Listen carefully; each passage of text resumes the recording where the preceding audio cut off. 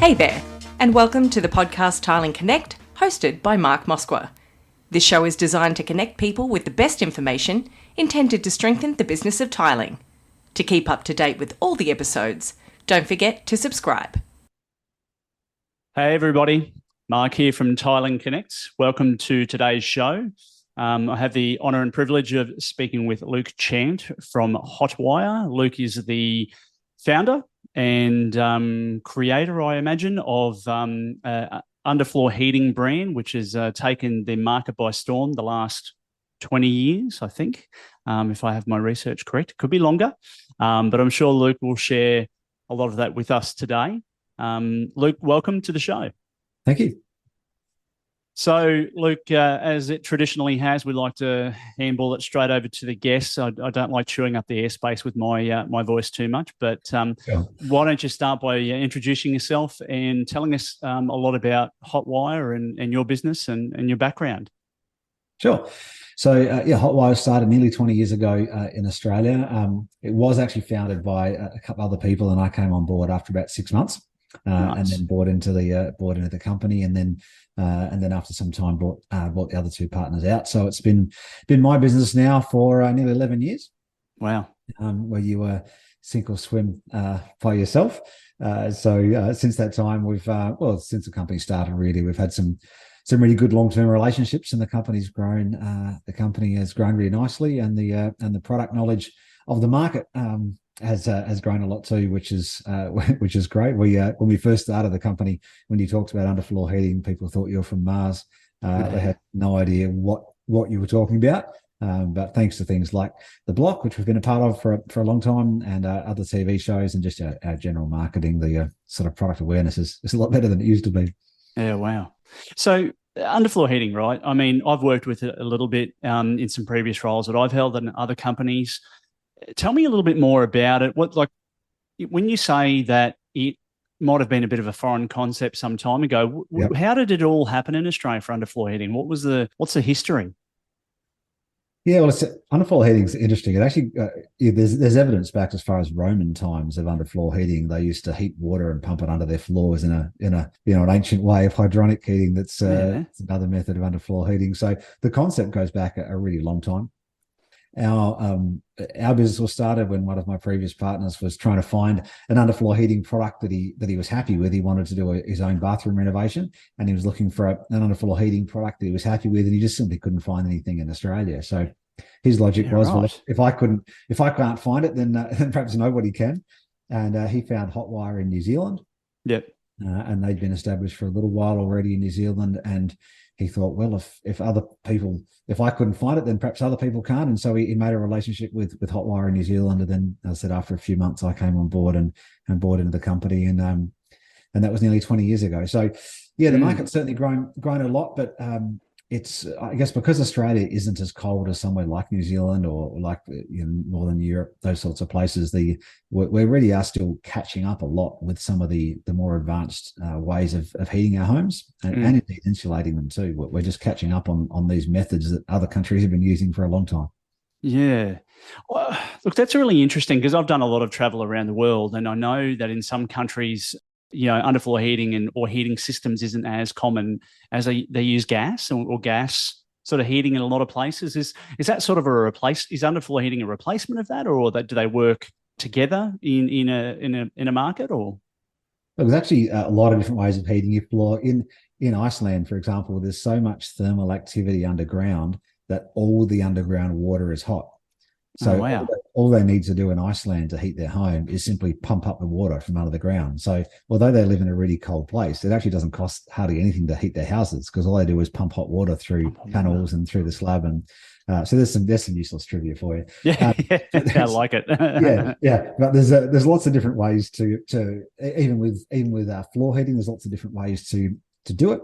You can do hydronic heating, which is hydronic. That's a word I was looking for before. Yeah, water pipes that are run through the slab, which is a good way of doing it. If you're doing a big area, there's some significant setup costs just to get going with hydronic heating. Yeah. And one of the advantages of our product is you can get going with it in only a tiny little 2 square meter ensuite. whereas it just doesn't justify itself with some other methods like hydronic heating, because you've got thousands of dollars in cost before you even start. So that's one of the advantages of how we do it. But there's as far as underfloor heating itself, been around for thousands of years, and there's a whole lot of different ways you can do it. Yeah, very cool. Yeah. Luke, tell me, you've been in the underfloor heating space for 20 years. Was there a Luke before underfloor heating? What was he doing? Like, how did you get into this game? Yeah, look, I actually had no trade background at all. My father's actually a minister and a teacher. Before previously in ministry, he was a high school teacher. So, and didn't really have a very practical bone in his body. So there was no sort of old man to teach me how to use tools and to build things. And so I really got into a sales role. I was doing a variety of different sales roles and telecommunications and doing all sorts of different things. And but always wanted to do something for myself.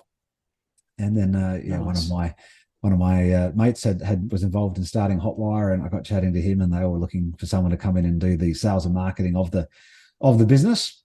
And so I came in not really knowing anything about the building industry 20 years ago. So I had a really steep learning curve to understand how the building industry operated and how to talk to tradies and how to operate in this sphere. I've always operated on the sort of jump in the deep end and swim like crazy kind of mentality. So we were actually pregnant with our fourth kid. Oh wow! When I jumped into Hotwire, and my wife and I sat down and we said, well, the worst case scenario is it goes pear shaped, and we're back to where we are now, which we can deal with that if that's the worst case. So we kind of threw in the company car and this kind of cushy sales job and for this business that was 6 months old, and we didn't know if it would even exist in another 6 months. Now that's pretty cool. I mean, it's a classic story of stepping completely outside of your comfort zone and just going for broke. I mean, it's to coin the phrase, you've got nothing to lose and everything to gain. Well, one of my major things in business is bite off more than you can chew and chew like hell. Yeah, and so that's how I've often gone about things, and certainly how we did when we started with Hotwire as well. Yeah, wow, very cool. Thanks for sharing. So I imagine today Hotwire is sort of one of the leaders in the market. From what I've seen, certainly you're partnering with some of the bigger players in the industry. And you mentioned the block before, which is great, excellent show. We were talking about that pre-recording. And so how do you guys compare against, a market that's probably full of underfloor heating and different types of systems now? What differentiates your product from others? Yeah, look, there's certainly a lot of underfloor heating companies in the market nowadays. You can jump on Google and search and see some pretty interesting products that people are just drop shipping from overseas suppliers. Yeah, we've been working with the same suppliers for a really long time. And there's a lot of when you're dealing with a product that's buried under your tiles, you've got to make sure you get it right. And there's a lot of companies out there that are offering products you've got no idea the longevity of, no idea if that's actually going to last under your tiles for any period of time. So we've got some really big name companies that back Hotwire. One of our first customers that we ever won was actually Beaumont Tiles. Oh, cool. And we knew Bob Beaumont personally, sort of outside work, and so we approached Bob with this product, and our entire inventory was in like a tiny little garden shed, we were the tiniest company. And Bob said, "Yeah, this is great. We should put this through all our stores across Australia." And so nice. we went, "Sure, we can do that." And then left the meeting, like I said before, bite off more than you can chew and chew like hell. We left the meeting and we're like, "Well, how the hell are we going to do that?" But we made it work, and it's a long way to answer your question, but Beaumonts have now been a customer for nearly 20 years. So if we didn't have a great product and we didn't have something that could be relied on, companies like that are just not going to keep dealing with you. Absolutely. And since then, we're the only supplier of floor heating systems to Bunnings. We're the only product that they sell, and a lot of other places like that too. Recently been added to Mitre 10 Group as well, and a variety of other some of Australia's biggest builders use Hotwire, and so there's a whole variety of products or different brand names and builders that use us, which is a long way to answer your question and say, well, those companies just wouldn't deal with a product like ours if it wasn't good and we couldn't back it up. So there's not a whole lot of really different ways you can do underfloor heating. There's the in-slab style. We talked about hydronic heating a little bit before, but the actual technology of putting a heated element under your tiles is there's kind of not a whole lot of different ways to do that. So if you're choosing someone, or you want to be relying on someone who's got good backup and support and some good brand names behind them, I think is what you're really looking for. Yeah, fantastic. So your product, your specific product, I should say, it works in well with today's modern tiling contractor, and I imagine it has done for the last 20 years. Is it tilers that are typically putting in or installing the Hotwire system? Yeah, look, to the letter of the law, legally, you need to be an electrician to install floor heating. Okay. What happens a lot of the time, I would estimate that probably only 50% of the products that we sell are installed by electricians. But the product goes out the door. A tiler, a handyman, anybody sort of puts it in, and then the electrician connects it is what often happens. Which, as I said, legally it does need to be installed by an electrician, but I know that that's the way it's done in the market a lot of times. So, it can be done. Well, it is done like that. As I said, legally it shouldn't be, but it often is. Yeah, nice. Did I answer the last question or not? I don't know. Yeah, no, it does. Look, I think, I'm sort of thinking about that myself now for a minute. Definitely. Look, I've had a variety of different guests on in the past, and we've talked about different building products. So I had Tim Dawson on from Luxus Grates earlier on last year, and we were talking about the installation of grate systems. And I think it's a very similar thing there, where in an ideal world, grate installation should happen by a qualified plumber. But we know that the way the market works and the installation process and the flow of process, very rarely are you going to be able to get a plumber back after they've done their work. There's just, it's I suppose, cost prohibitive, because they're just going to have to charge to come back to site a second time to install a grate, which can very easily just be popped in by a professional tiling contractor. So, and hence the reason for the question, right? Because it's always excellent to understand the process around the installation of it. I've had a little bit of hands-on experience with a previous company that I've dealt with, and I know that the promotion around that particular product was educating tiling contractors to install the product. But I mean, I know that there was always a component of that installation that had to be handled by an electrician, because it was obviously wired in. So, but if it was just putting the product down, that was okay. But it was the electrical component was given to the Sparky to take care of. Yeah, exactly. So for me, whilst tilers really shouldn't install floor heating, they often do.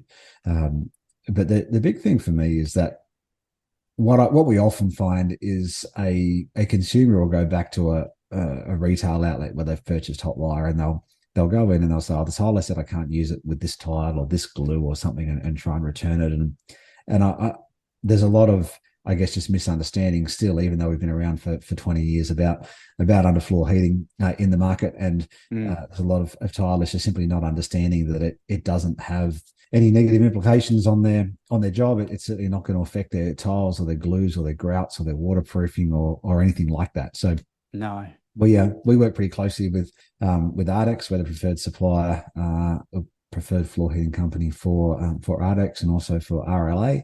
Yeah, okay. So yeah, they sort of back Hotwire in and go, yeah, we're happy with this product. So as a tiler out there, you can be confident that putting underfloor heating in is not going to affect anything that's happening on your job. Everything's going to be fine. Excellent. Yeah. Good reassurance, mate. Great reassurance. Thank you. What I like to look, there's a lot of questions. What I tell people is, if you've got a big bay window in your lounge room on a 40-degree summer's day, that floor is actually going to get hotter than underfloor heating's even capable of making. Yeah. So if you can put tiles and glues and grouts in next to a bay window and expect it to be all right on a summer's day, then it's perfectly okay with underfloor heating. Yeah, nice. Yeah, I like that. Excellent. Well, Luke, love to get in and deep dive into a few more questions. Sure. Okay. I'm very interested. I ask this question a lot of many of the guests that jump on board, but I do get very interested in what gets people excited every day about what they do. Tell us a little bit about that with you. Yeah, well, like, I'm a very competitive person. I've played a couple of different sports at a decent level, and I just love the challenge of growing a business. Every day, it's how can we do that? How can we grow the business more? But I really believe that the product we're selling offers a great uh, product to help you build a really lovely home. So our motto too is we help people build homes they love to live in. So yeah, in sales and marketing, that people talk about the elevator pitch, right? How if you get into a lift with someone, how can you explain what you do and the time it takes to get to the next floor? Yeah. And so I talk, and my response to people is we help people build homes that they love to live in.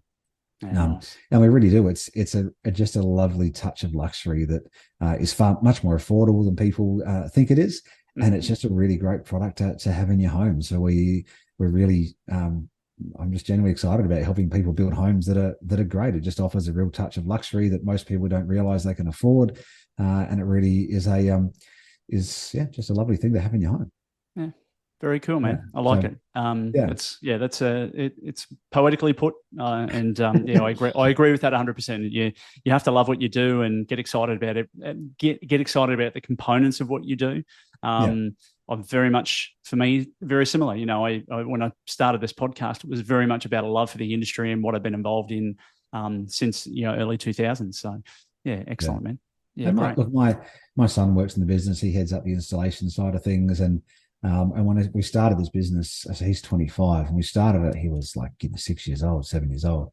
Wow. So his entire life has been this company, and I was actually talking to him about it the other day, and he said he feels like in some ways he has a greater emotional attachment to the business than I do, because it's been everything for him. He doesn't remember anything pre-Hotwire, like as I said, only 6 years old. So it's great to be able to have him working the business, and he's just one of a large team that we've got now. But yeah, he runs the installation side, and it's just great to have that sort of business that you can work with your family and have them on board like that. It's great. I love it. Excellent. That's great. Luke, I always like there's many questions I love asking in these episodes. This one is probably one of my favorites because I'm a big fan of learning from mistakes. Right, made plenty of them in my life, and love just hearing from other people about what are some of the biggest mistakes that they've made in their career that has helped them and shaped who they are today. Yeah, sure. Okay. Look, I've shared this publicly in different forums. As I talked before about a presentation I did at a conference before we started, and I guess for me, my two previous business partners, and I've shared this, so it's not sort of not okay to share, not sort of a secret or anything, but they actually decided that they wanted to move me on from the business after I'd been involved for about a decade or so, and that it wasn't working. And there was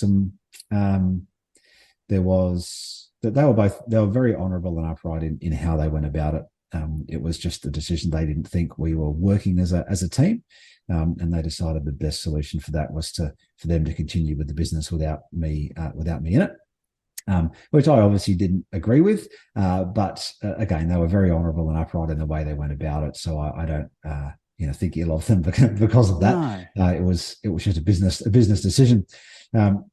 But through that period of time, as you can imagine, that was quite difficult. I'd given a fair chunk of my life to it at that point in time, and I didn't handle that well on a personal level. I'm a fairly confident person generally, but in that time, I really just didn't back myself in to get through that.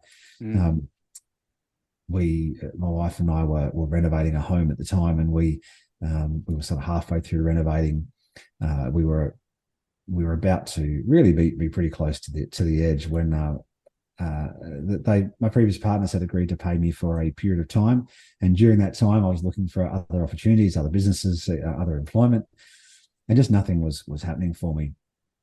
And I really I guess I dropped my bundle a bit, and that certainly didn't help my wife, and it didn't help my family, and I didn't cope with that period of time very well, and I wish I'd just been more confident to back myself in and go, you can, there'll be a solution here. You don't need to sort of fall in a hole. And for a period of time there, I wasn't sort of in the best space, but we did find a way out. And in the end, my partners decided they actually didn't want the business and decided to sell it to me instead. And so I bought them out. But that was a really difficult period of time. And I didn't cope super well with that.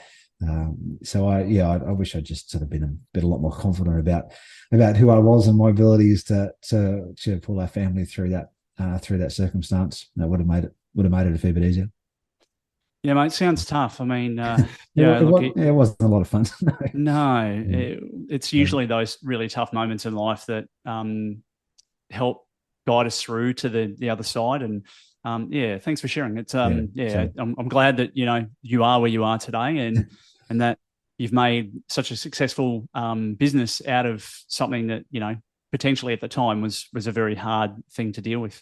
So it was certainly challenging. And I've had a couple of things like that in my life where we've I had a couple of businesses before Hotwire, and a couple of times that you perhaps think I might have learnt more from my mistakes, but we've done well since then, and the business is going from strength to strength now. Yeah, fantastic. Well done, man. That's great. Nice. So, Luke, the industry that you and I work in is very closely related. Obviously, we're in tiling, and my day job is very much around that. And the history that I've had in the industry has been very much around that tiling and stone space and power tools and adhesives and everything. So it's a bit of a mixed bag, and talked about that in the past episodes. The last few years have been a bit of a roller coaster ride, to say the least. It has been, some pretty rocky terrain that we've had to navigate through since sort of late 2019, early 2020. Do you think there's particular things in the industry that we can improve in? And if they are, and I'm sure there is a few, of course, that I know of, but from your perspective, where do you think we need to improve? Like what's missing that we need to fix? It was interesting having not grown up as a tradie, if you like, and not having exposure to the building industry in general till I was nearly 30 years old. And I came into the industry having worked in a bunch of other environments and other places. And the thing that struck me the most about the building industry was and it's still the same today. I had the same thing on a job just early this week, late last week, where the people on a building site just have such disregard for each other and the different trades. And it was something that just struck me, that just nobody cared for each other's work. Nobody looked out for each other. We had the job we had last week was an underfloor heating system installed on the floor, and the tiler was booked to come in that day, but he actually didn't. And some other trades just walked in and walked all over the underfloor heating on the floor and ripped it up. I'm like, surely you just show some common courtesy, and I think and you see that with all sorts of different trades, just not caring for each other's work, not looking out for each other on a building site. And it's something that right from the start is going, well, why? You're all part of the team trying to build the house. Why do we just not show a bit more common care for each other and look out? So, we've always tried to, with my team, with our installers, it's something I really like to focus on with them, to make sure that we leave the site as well as we can for the next trade, and always focusing on our relationship is particularly with electricians and tilers, and to make sure that the job is well set up and it's perfectly placed for a tiler to come in and just start tiling, and it's I just don't understand why I know everyone's in a hurry and everyone's got to get and all that kind of stuff, but it just doesn't make sense to me why you can't sort of look out for each other.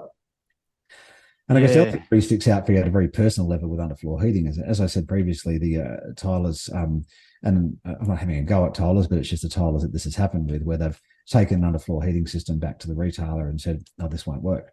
Yeah. Well, all they needed to do was just educate themselves a little bit, maybe ring the tile and glue company and say, hey, does this work? And the customer could have had the experience they actually wanted, but the tiler was more focused on the fact that perhaps they just didn't want to do the job with underfloor heating. Because they added maybe a little bit of complexity. They didn't want to do it. But then the consumer ended up not getting the house they wanted. They wanted underfloor heating in this bathroom, and they couldn't, because it was a little bit hard for the tiler. Yeah, they didn't get it. Well, I know you're trying to make $1, but you're also trying to do the best thing for your customer. So again, let's just look out for each other. Why are we why are we making it challenging and difficult and throwing obstacles up? Let's just look out for each other and help, and then help the consumer get the product they actually want. It's a very common story, that one of a consumer not getting what they want. And look, I understand that every job on its merits has a different everything's different, right? For every particular customer is different. When I was working in retail in the earlier days, we used to have very similar challenges where we would sell like a particular range of tiles for a customer, and they would take them home and they would have them there, and then they would call the contractor and then get a quote out for the work. And probably, I would say back in those days, I would get one out of probably 4 or 1 out of 5 customers that would contact us and go, "We need to return the tiles because the tiler said that they won't fit in the area that we've bought them for." Yeah. And I'm like, we know this can work, but it's either a lack of education or a lack of maybe not wanting to do the job that puts a real a wedge into what the consumer's striving to achieve, because you've done all the work to tell them, hey, look, these tiles are great and they'll work really well in that space, and then they get really disappointed because they can't have what they wanted. And in a market today where we fast forward 20 years from when I first started, where getting a tradesperson is pretty much impossible these days. Sure. So it's a familiar story, and hopefully one that will change in the future. Perhaps if we keep talking about it in these types of forums and podcasts, and as a community, we can help change that narrative. Yeah, one of those. And look, I get in some circumstances it's just simply lack of knowledge. So I actually approached Ardex. As I said, I worked fairly closely with Ardex, and I approached them actually just only a few weeks ago about because they have most tilers, I'm sure I'll be aware of the Ardex Academy, where they have different training programs for different products that they use. And they're going to be including underfloor heating in that going forward. So there'll be a couple of times a year where they'll offer not necessarily training on how to install the underfloor heating, because as I said, that should be done by an electrician, but training on how to manage a job that's got underfloor heating on it. So we'll do how to tile over it, how to use a self-leveler if you want to. If there's mesh involved, how you're going to do that. And so we're going to have that as part of the training program at Ardex. Cool. And that's going to be rolling out so that hopefully some of those tilers who might have asked a consumer to return a product because they didn't know about it, once they've attended those training sessions, then we can help solve that, which is obviously great for us with selling more product. But as I said before, at the end of the day, the consumer actually gets the job they wanted and the finished product that they're after. Yeah, nice. Awesome. Thanks, Luke. That's great. Nice. Luke, the next set of few questions, there may be a little bit of repeat here, but I know that we've talked a lot today, and but I never miss the opportunity to get them to fit as many in as I can. Sure. How do you get the best out of every day? What's the one thing that you do that helps you get everything accomplished? I've got a variety of different systems that I use. I'm fairly techie with that sort of stuff. So I've just got some really strong systems in place for handling every procedure in the business on a day-to-day. So everybody knows, and we've got basically every procedure in our business has we have a platform called Google Sites, which is just kind of like an internal website, and every procedure in the business has a screenshot video recording of how to do that embedded in that. So anything you want to do, if you need to know how to process an invoice or answer a customer service question or whatever it is, there's a video there showing you exactly how to do it in the software that we use. Nice. So that just makes it really simple to make sure that everyone knows how to get things done, so that I don't spend my time repeatedly showing staff how to do things, what they need to do in the business. So that really helps us just not be repeating things and to get the most out of every day. I'm trying to get better at that all the time. I'm working on some if in business like mine, you get lots and lots of emails every day, and I'm working on basically triaging emails in a better way. So I have a lot of folders set up where things just happen automatically and go into them. And then my assistant has access to my inbox as well, and so she takes care of a lot of things before they even come to my attention that don't need to be brought to my attention. That she takes care of as well. But for any business owners out there, systemizing your business and making sure that everything has a system. My basic my basic plan is if I can see myself having to do this more than one more time, then create a system so someone else can do it. Yeah, nice. And I've got some screen recording software. The simplest one is a product called Loom, which is LOOM for anyone out there. Cool. And you can just screen record what you do and actually send someone a link to it. So if I've got I'll even answer customer service questions on it. So if I've got to answer a question for a customer and the question is longer than 3 paragraphs in an email, then I'll do a Loom video instead. And I can answer the question to them. So just like we're doing now, say, g'day, Mark, here's the answer to your question about underfloor heating. You do it this way, you do it this way, you do it that way. I thought this video would be a nice, quick and easy way to do it. Record it with Loom, and then I send you a link. And I've recorded it much quicker than it takes me to type it. It's a great, people will love that as a customer service feature as well. So, and you can do it on your phone. So it's like recording a video message on Facebook Messenger, for example, but you can record it and just send it on email to anybody. So great little app, and it's free for short videos. So LOOM, that'll give you a lot more time in your day. Yeah, mate, excellent suggestion. I'll 100% be putting that in the show notes and my own notes for me to use in the future. So that's great. I'll show you afterwards, Mark. But it's just I use it nearly every day, and it'll save you stacks of time, and people feel, and you're offering a great level of customer service, but people also feel like they're being offered a great level of customer service. That's great. Yeah. Fantastic. Thanks, mate. All right. We all deal with different challenges in life. One of them can be demanding customers, as we know. They exist. Sure. Mate, what's your tricks of the trade for handling demanding or a difficult customer? Yeah, tough ones. Where I'm pretty lucky in our business in that we don't sort of have I haven't had too many horror shows. But I think you just got to understand where people are at, and at the end of the day, let's say an underfloor heating thermostat retails for $300. So let's say someone's got a problem with their thermostat. They obviously don't cost me $300, but that's what they retail at. If someone's got a problem and they're unhappy with the thermostat, then oftentimes I'll just send them a new one, rather than have the ongoing angst of that problem. Sometimes it's easier just to give the customer, you're resolving the problem, you keep your brand reputation in place, you've got the customer happy, and for what is not a huge amount of cost at the end of the day. So I'm not talking about just giving things away to keep customers happy, but I think if you just take some time to try and understand where customers are coming from, like I said before, they wanted to build this dream home that they've set about building, and if they're unhappy, it's probably because they didn't quite get what they wanted. So trying to understand exactly where they're coming from and help reach a good solution. Yeah.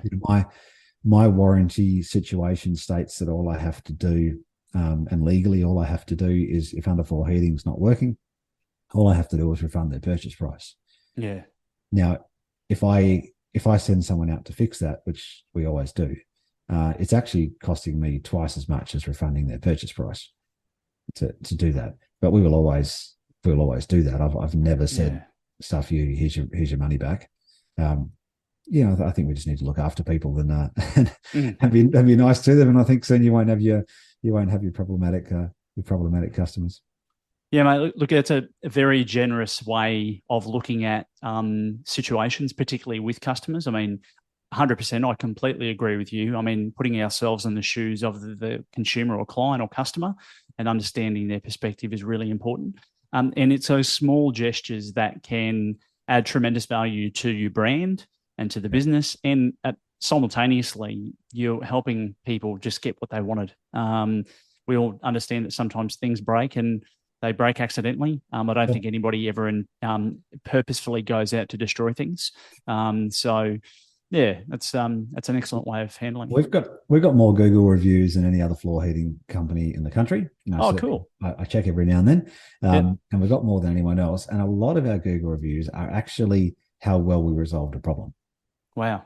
So they're saying, yes, we had a problem, but Hotwire were great. They fixed it straight away. Yeah. And every tiler, every company that sells a product, you're going to have problems. There are going to be issues. that's just going to happen.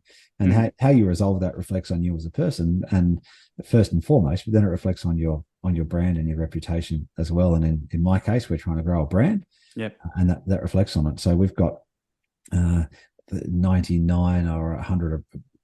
I think there was a couple of people actually deleted their reviews, which was weird. But there was 99 or 100, and only one of those is actually a negative review. The rest are all at least 4, and I think 97 of them are 5 stars. Yeah, wow. That's and awesome. I said a lot of those are from the way we resolved a problem. They had a problem, but we Yeah. fixed it straight away. Yeah. Yeah, excellent. That's great. Yeah. Well, rather than talk about the next question that I was going to ask, I want to ask this question.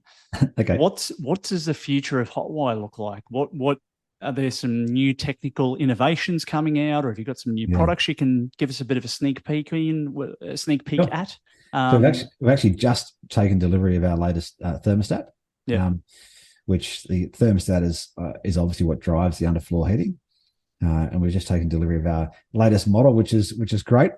So it's typically what you've had to do with a thermostat is that normally that they come as a orientated vertically or horizontally. Yep. And you've got to order something different if that's what you want. Our new thermostat can be programmed through the menu to be horizontal or vertical. So it won't, not like your mobile phone where it'd turn automatically, but you can do it through the menu quite easily. And tell it to be either way. And that same thermostat is also Wi-Fi capable, so you can control that from an app. We've had a Wi-Fi thermostat for a little while, but it had a sort of a smaller screen. This is a full screen thermostat. And as I said, removing that issue of tilers cutting the tiles to be what the profile of the light switches and power points are, and then potentially that not matching the thermostat. So we've overcome that issue, which has been one that's been around for a little while. And it's a small little problem that happens from time to time that we've solved it with this new thermostat, and that's going to be our standard model moving forward. Is the model that can be spun horizontally or vertically. Oh, cool. That's pretty great. And for those that are in everywhere but Victoria, because in Victoria, as the listeners may be aware, we've got different rules here on creating bathroom floors. We don't have to have floors in Victoria, so there's nowhere near as much sand and cement screed done in Victoria. But for the rest of the country, where floor heating in bathrooms is often done under the screed or sometimes on top as well. We've got a new product going in the screed, which is an in-screed heating mat, which makes it really easy to install. It's just like kind of standing in the corner of a room and kicking it and rolling it out across the floor, and it covers the whole floor really quickly and easily. So we've always had the under tile heating mats, but we just added the in-screed mats as well, and that just makes installation in those sorts of situations a breeze. Nice. Well, that's cool. Launching soon, I imagine, 2023. The heating mats are in stock, so they're available now. The thermostat, we're just running down the last of our existing stock, which will only take another couple of weeks, and then the new model will be our default inclusion. Nice. Yeah, excellent. so, mate, thanks for sharing. That's great. I've been working on that one for a while, so that's good. Yeah, we'll definitely put a plenty of information in the show notes when we launch. So thank you for that. If you have anything, just flick it to me in an email, and we'll get that included. Sure, be great. Luke, we always like to try and wrap up the episodes with some fast track questions, because I really love to learn more about the guests when they come on, and so does a broader community, which is growing rapidly at the moment, which is great. I've really started to see a spike in listeners and downloads and subscribers. So it's really good that the messaging is getting out there, and we've got some amazing guests after you as well. You being an amazing guest, but more amazing guests. So it's really excellent. I'm just going to fire them at you, and give us some information about you, and yeah. So I suppose the first one I like to ask occasionally of people is, if you could choose anywhere in the world to live, where would that be? Where would it be? Well, I'm from Adelaide originally, and I've lived in Adelaide, Melbourne, and Sydney. So I do quite like Adelaide. But we're about to take a trip to Europe we're supposed to be our 25th wedding anniversary trip, but that was 2020, and of course that got canned. So we're going this year. But I really love to mountain bike, so I'm looking forward to doing it. To hopefully taking a few bike rides through I know places like Holland where we're riding, and in Denmark we're starting our trip in Copenhagen. So I reckon I'd end up somewhere like that where there's just lots of bike riding. That's my happy place. Bike riding and ice cream. Copenhagen. That's all I can think about. Sounds good. You can eat the ice cream because you've done all the bike riding, see? Yeah, exactly. Yeah. Throughout your career, have you surrounded yourself with, I imagine you've surrounded yourself with very like-minded people. Do you have a mentor or a coach or anything that you use? And if so, how have they helped you, develop your business and mindset around what you do? Yeah, so I joined a program 7 or 8 years ago now called Business Blueprint, which is basically just business owners from all over Australia of all walks of life. And the program is designed around just to help you to run your business better. Yeah, nice. And I went to one of their free information sessions, and Dale Beaumont, who runs Business Blueprint, he said something right at the start of the day. And he said, if you knew how to take your business to the next level, you would have already done it. I went, yep, fair enough. Sign me up. So nice.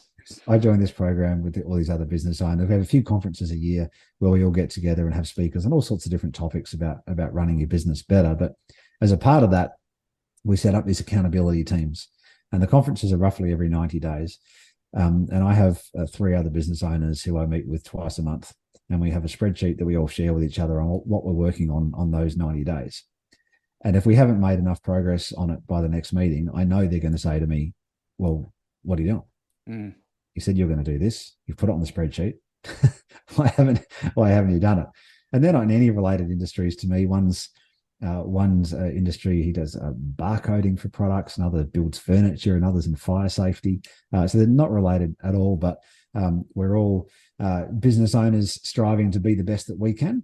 And so we have this accountability structure in place. So I'd certainly encourage people to do something like that. And there are plenty of business groups around you can join that would offer that sort of thing. But yeah, none of my friends own businesses. And for any business owners out there, whether you're a one-person tiling business through to a much bigger company, it's a different mindset, and there are a lot of challenges in running your own business. And I think it's really important to have that network of people to help you out. So yeah, this program has been essential for me, and these guys are really my support network. And if I've ever got a problem, I know I can reach out to them, and they'll help me out. Excellent, mate. Well done. That's great. What does the next 5 years look like for Luke Chant? What's going on? Yeah, it's actually really exciting. The business has got to the point now where I'm not needed on a day-to-day basis. So what I mean is that nothing on my table has to happen sort of for every for day-to-day of the business. And for most times, as long as I've had the business, has been parts of it that I'm doing. But now I can really focus on growing the business. It's grown to the point that I've got enough staff to do all the day-to-day things, and really focus on growing the business. So we're really looking forward to some new big things. We've just got a couple of some of the volume builders that have started to use us. So I'm really excited to see how that's going to roll out. So yeah, some bigger and better things, and lots of travel with my wife. We started the business when we were quite young. As I said, we sort of got in at 30, and previous to that, we tried a couple other businesses. So we didn't have that sort of period before you have kids, where a lot of couples do, when they can travel and do things. And so we're really looking forward to doing that now. We've got, I said, a month in Europe. We're leaving in only a few weeks, and got a month through Europe. So we're really looking forward to spending a bit more time traveling. All our kids are adults now and grown up, so nice. We just wave goodbye and leave them and sail off into the sunset. So I'm very jealous, mate. I wanted a trip earlier this year, but 4 weeks in Europe sounds delightful.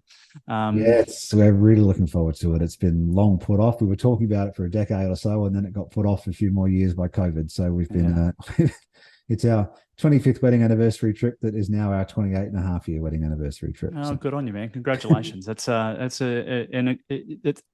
awesome to hear, that 28 and a half years. That's like, I know the delay on the trip's terrible, but we did get married quite young. It's worthwhile pointing out we were 20 and 19 when we got married. So I was married nearly 30 years. I'm not yet 50. So we got married really young.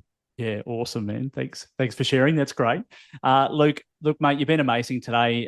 You and I have crossed paths in the past a number of times, but never this intense before, in terms of having a chat with each other, and really just, mate, I really appreciate you sharing your story and the other information today. It's great. I'm sure the broader community will love hearing this episode. So again, thank you for being involved. I would like to just ask before we wrap things up today, if the audience wants to reach out to you and or Hotwire, mate, what's the best way for them to do that? Best way to reach me directly is probably on LinkedIn. If you're on LinkedIn, I'm not sure there are many other Luke Chants on there, so I'm pretty easy to find. But otherwise, just through our office, our website's pretty easy to find. hotwireheating.com.au. Beautiful. To check out a few different articles I've written that are on the LinkedIn profile as well. As we were talking about earlier, Mark, I wrote an article called 10 Steps to Business Success by a Moderately Successful Business Owner, which is on my LinkedIn profile. You can check that out. There's another one I wrote called I call it five things I learned from being attacked by a kangaroo. So you can read that. Nice. Mate, they're both titles of articles that I would absolutely read, so you've mastered the art of writing the perfect headline, because I follow a guy on LinkedIn called Tim Denning, and he does a lot about, he lives in Melbourne, and he talks a lot about writing really catchy headlines on your articles. And of course the articles would normally back it up anyway, but it's actually getting people to just press that first click and then read the article. So great. Good on you. Well, the kangaroo was fun. I got attacked by a kangaroo out mountain biking, and I thought about it afterwards and wrote an article with some business tips I learnt from the very angry kangaroo. Fantastic, mate. Well, we'll get all that information into the show notes after today. Again, thank you for being on the program and making the time to chat with me and chat with the audience. And we can't wait to launch this and get it out there to the big bad world. Cheers, mate. Thanks, Luke. Until next time, mate. Stay connected. Thanks for listening to this episode of Tiling Connect. Don't forget to rate and review this podcast.